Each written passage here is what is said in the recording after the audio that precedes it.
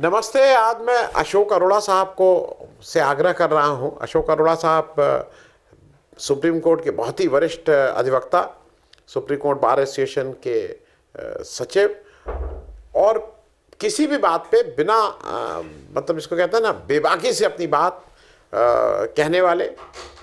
और अच्छी चीज़ मुझे ये लगती है कि वो एट टाइम्स, जैसे होता है ना, कुछ वकील साहब लोग बार को, बेंच को थोड़ा डिफेंड करते हैं, वो नहीं करते हैं।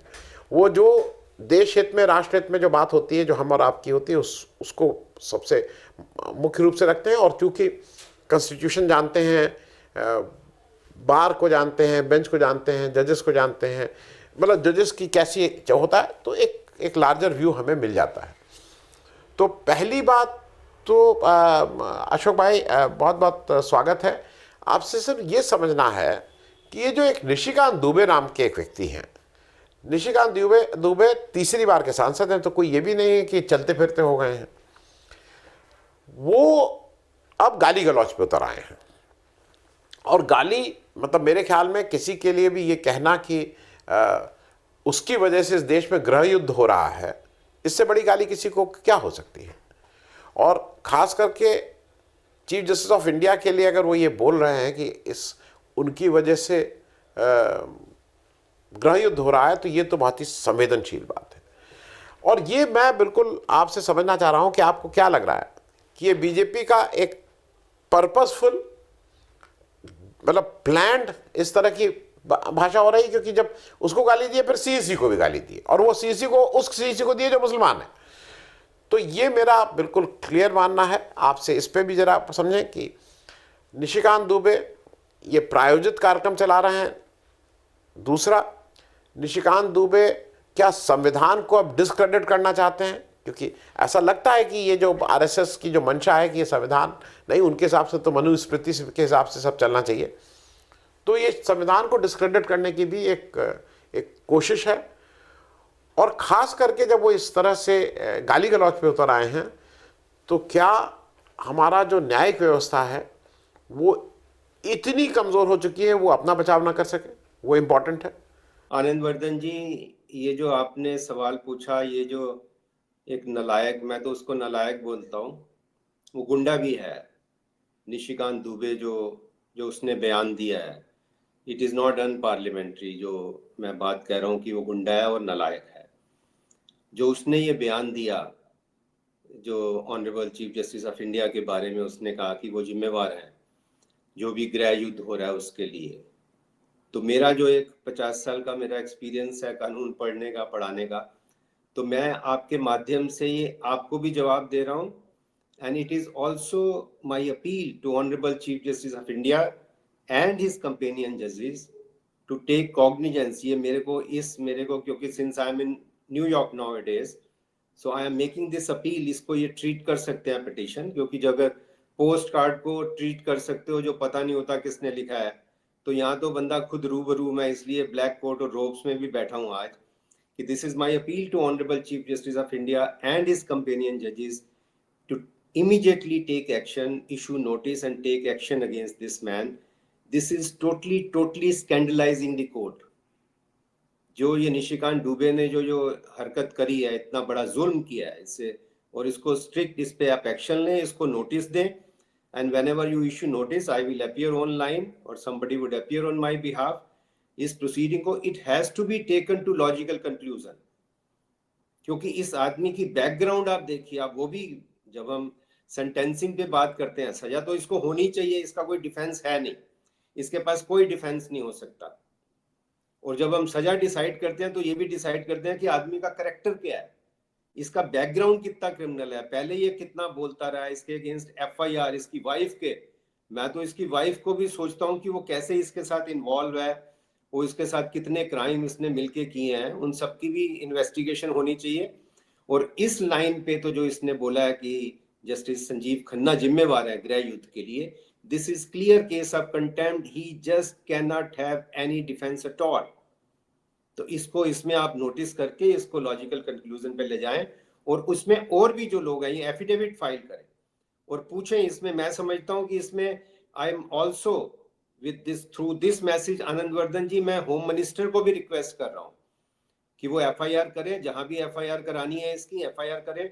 इससे होम मिनिस्टर के भी किरदार का पता लग जाएगा और कॉम्प्लिसिटी का पता लग जाएगा। होम मिनिस्टर को मैं ऑफिशियली ये कंप्लेंट डाल रहा हूँ, ये कंटेम्प्ट भी बनता है और सेडिशन का केस भी बनता है।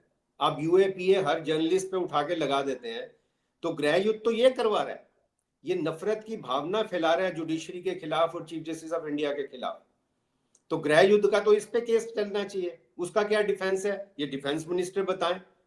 And I'm also requesting Honorable Chief Justice of India and companion judges, wherever this matter is listed, it should be also investigated, and the Home Ministry should be asked what action they have taken.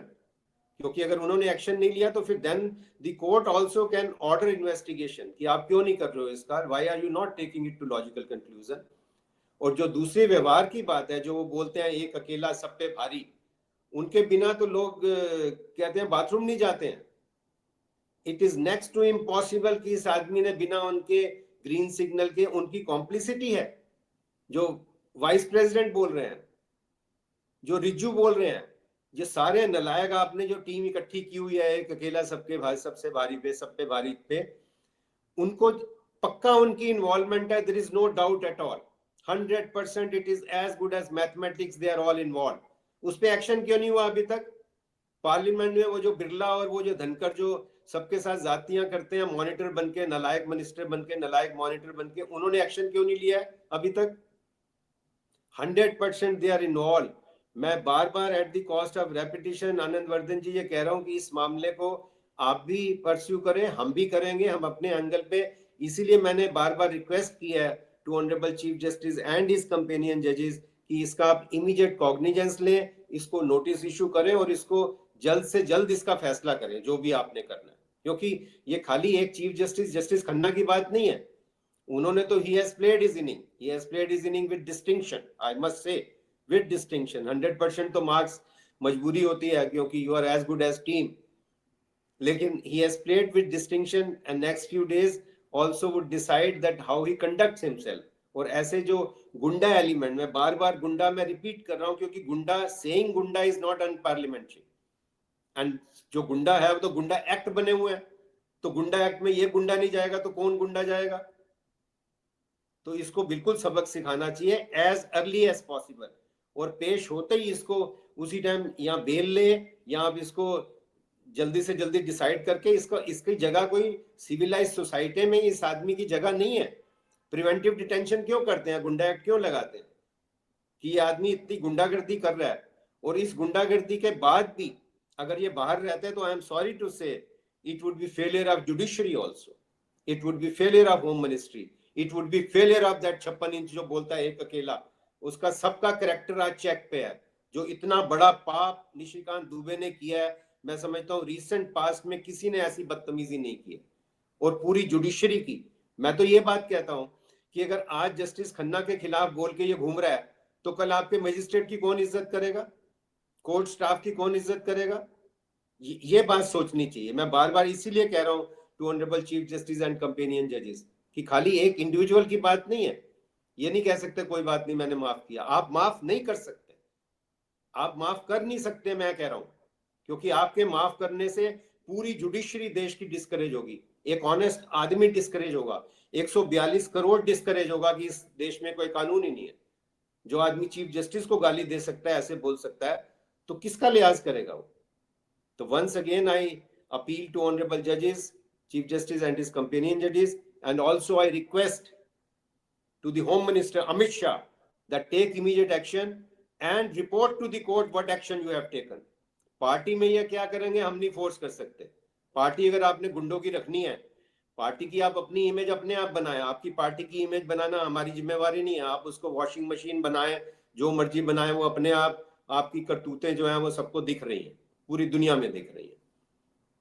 तो मैं इकबाल साहब के शेर से खत्म करता हूं कि पानी पानी कर गई मुझको कलंदर की वो बात, जब भी गिरा तू गैर के आगे ना तन तेरा ना मन। तो निशिकांत दुबे और इसके जो प्रमोटर्स हैं, सपोर्टर्स हैं, उन सब पे जो अल्लामा इकबाल ने लिखा है वो बिल्कुल सुंदर लिखा है। आप मेरे को ईमेल कर सकते हैं ashok arora2310@gmail.com। Thank you, bye. Ashok भाई, मैं आपने अपनी बात पूरी तरह से रखी और मुझे लगता है कि उसमें कंटेंट के साथ साथ, तथ्यों के साथ साथ एक आपका राष्ट्र प्रेम भी झलक रहा था कि क्या कर रहे हैं इस देश के साथ इन लोग। बहुत बहुत धन्यवाद बातचीत करने के लिए। और सवाल बहुत थे, सवाल बहुत हैं, लेकिन मुझे लगा कि ये जो जो बदतमीज़ी का काम हुआ है जिसको कहें, उस पर आपकी एक बेबाक राय ले लेनी थी। थैंक यू सो मच, धन्यवाद।